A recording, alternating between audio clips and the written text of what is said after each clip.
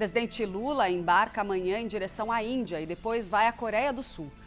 2 temas principais devem ser tratados nas visitas: a regulação da inteligência artificial e as reservas de minerais críticos, as chamadas terras raras.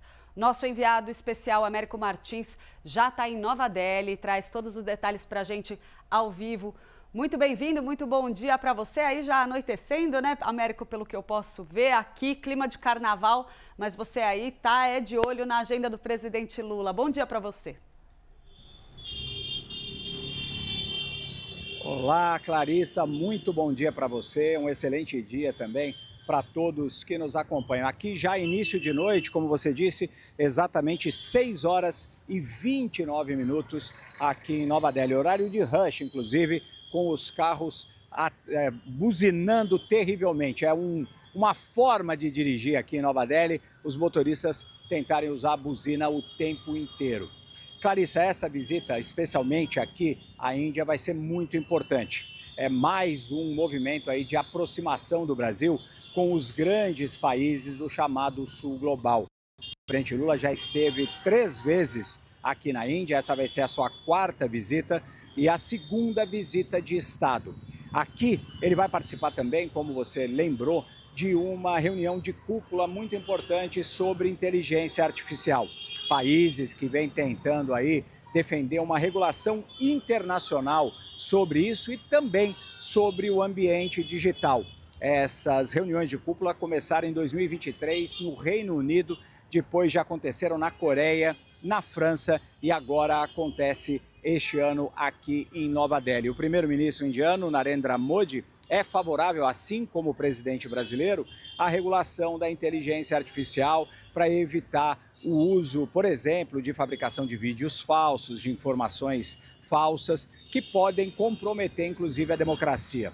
Um outro líder muito importante que vai vir aqui a Nova Delhi é o presidente da França, Emmanuel Macron, que também defende a regulação do ambiente digital e da inteligência artificial.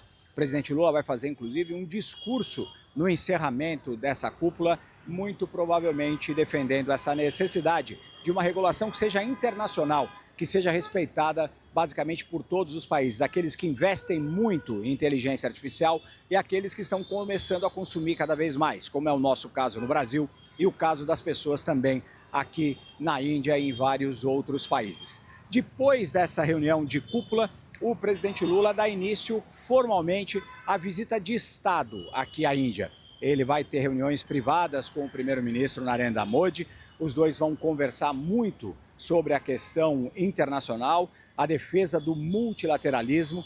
A Índia, assim como o Brasil, defende uma reforma no sistema de governança global e especial do Conselho de Segurança da ONU, e são 2 países que pleiteiam, inclusive, assentos permanentes no Conselho de Segurança. Eles vão falar sobre a defesa do multilateralismo e a necessidade de reforma e fortalecimento dessas entidades internacionais, ao contrário do que desejam outros países, como é o caso do governo dos Estados Unidos, que quer, francamente, desmantelar essa arquitetura da governança internacional. Além disso, claro, os 2 líderes vão tratar muito de assuntos bilaterais. O presidente Lula deve vir com uma comitiva de pelo menos 10 ministros. Espera-se que o ministro da Fazenda, Fernando Haddad, venha aqui a Nova Delhi, assim como os ministros da Ciência, da Agricultura e da Mineração.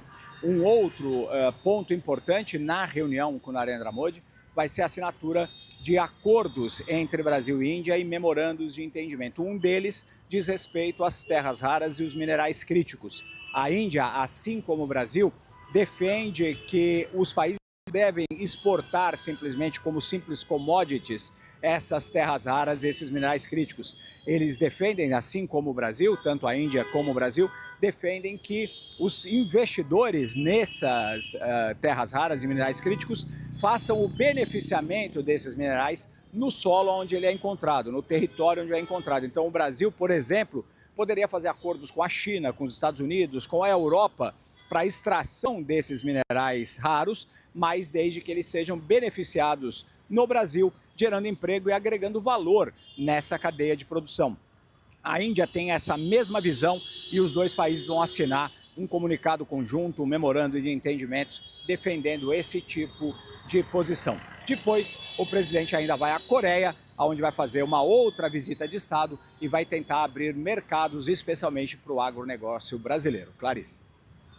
Américo, eu gostaria de olhar um pouco com você, aprofundar um pouco o seu olhar a respeito dessa exposição internacional do presidente Lula, a respeito de qualquer tema que tenha a ver com regulação de mídias, inteligência artificial.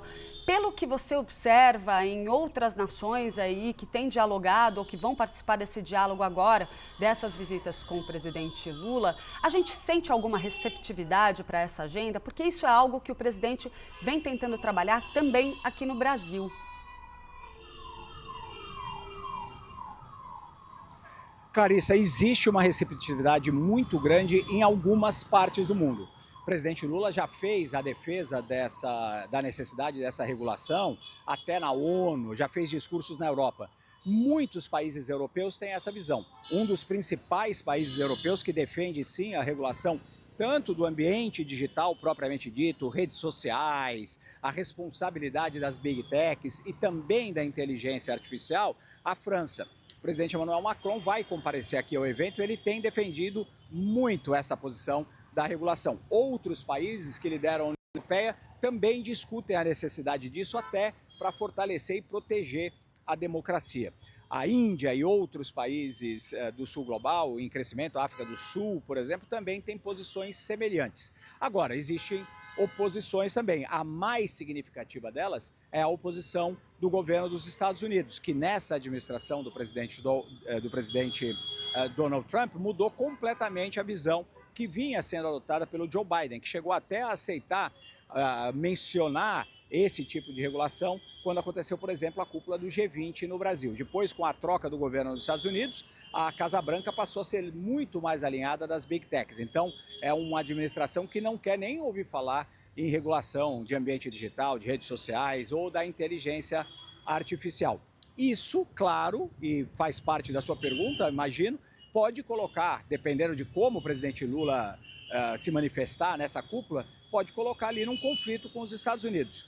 O Itamaraty diz que não teme esse conflito, até porque o presidente Lula já defendeu essas posições muitas vezes, que a Casa Branca está plenamente ciente disso. Se isso vai se transformar depois numa legislação no Brasil, por exemplo, é uma outra questão.